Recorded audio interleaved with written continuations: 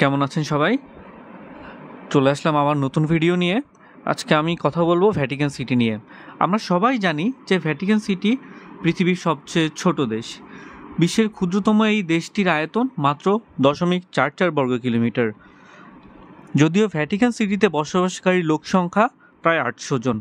এদের মধ্যে বেশিরভাগই হচ্ছে ধর্মযাজক, সুইস গার্ড অথবা ক্যাথলিক চার্চের কর্মকর্তা।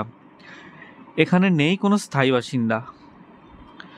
ভ্যাটিকান সিটি ইটালির রাজধানী রোমের মধ্যে অবস্থিত একটি প্রাচীর বেষ্টিত দেশ। দেশটি 1929 সালে ইটালি থেকে স্বাধীনতা লাভ করে। ছোট দেশ হলেও ভ্যাটিকান সিটির রয়েছে নিজস্ব সংবিধান, ডাক ব্যবস্থা, সিলমোহর, পতাকা এবং অন্যান্য রাষ্ট্রীয় প্রতীক। ভ্যাটিকান সিটির নিজস্ব সেনাবাহিনীও আছে।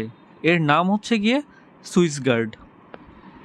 সুইস গার্ডের সদস্য সংখ্যা প্রায় 100 জন এবং এটি পৃথিবীর সবচেয়ে ছোট সেনাবাহিনী।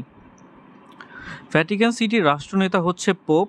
এটি রোমান ক্যাথলিক গির্জার বিশ্ব সদর দপ্তর হিসেবে কাজ করে, যেখানে ক্যাথলিক চার্চের প্রধান সর্বময় ক্ষমতার অধিকারী। রোমান ক্যাথলিক গির্জার ধর্মগুরুদের আবাসভূমি এটি। ভ্যাটিকান সিটি থেকে গির্জার সরকার বা ধর্মযাজকীয় শাসন ব্যবস্থা পরিচালনা করেন পোপ। বিভিন্ন দেশ থেকে আসা ধর্মযাজক এবং সন্ন্যাসীরাই মূলত ভ্যাটিকান সিটির বাসিন্দা। বেশিরভাগ মানুষ ইটালীয় ভাষায় কথা বলে ভ্যাটিকান সিটিতে, তবে সরকারি কাগজপত্র এবং গির্জার কিছু কিছু অনুষ্ঠানে লাতিন ভাষাও ব্যবহার করা হয়। ভ্যাটিকান সিটির কেন্দ্রস্থলে রয়েছে বিশ্বের বৃহত্তম এবং বিখ্যাত গির্জাগুলোর একটি সেন্ট পিটার্স ব্যাসিলিকা। 4th খ্রিস্টাব্দের প্রথম ভাগে সম্রাট কনস্ট্যান্টাইন খ্রিস্টান ধর্ম গ্রহণ করেন এবং তিনি ভ্যাটিকানের কেন্দ্রভূমিতে সেন্ট পিটারের ব্যাসিলিকা নির্মাণ করেন। তখন ভ্যাটিকানের পেগান স্থাপনাসমূহ ধ্বংস করে ফেলা হয়। সুইস গার্ড আজও রেনেসা বা নবজাগরণের সময়কাল ঐতিহ্যবাহী নীল, লাল, হলুদ ইউনিফর্ম পরেন। তাদের দায়িত্ব হচ্ছে পোপ এবং ভ্যাটিকান সিটিকে রক্ষা করা।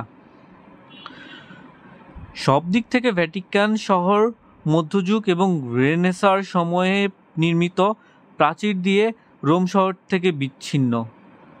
প্রাচীরের ভেতরে আছে উদ্যান, বাহারি দালান এবং অনিন্দ্য সুন্দর কিছু চত্বর। সবচেয়ে বড় দালানটি হলো সেন্ট পিটারের ব্যাসিলিকা, যা আমি এর মধ্যেই বলেছি। এটি রোমান ক্যাথলিকদের প্রধান গির্জা। ভ্যাটিকান সিটিতে রয়েছে একটি মহাকাশ পর্যবেক্ষণ কেন্দ্র এবং লাইব্রেরি ভ্যাটিকানা।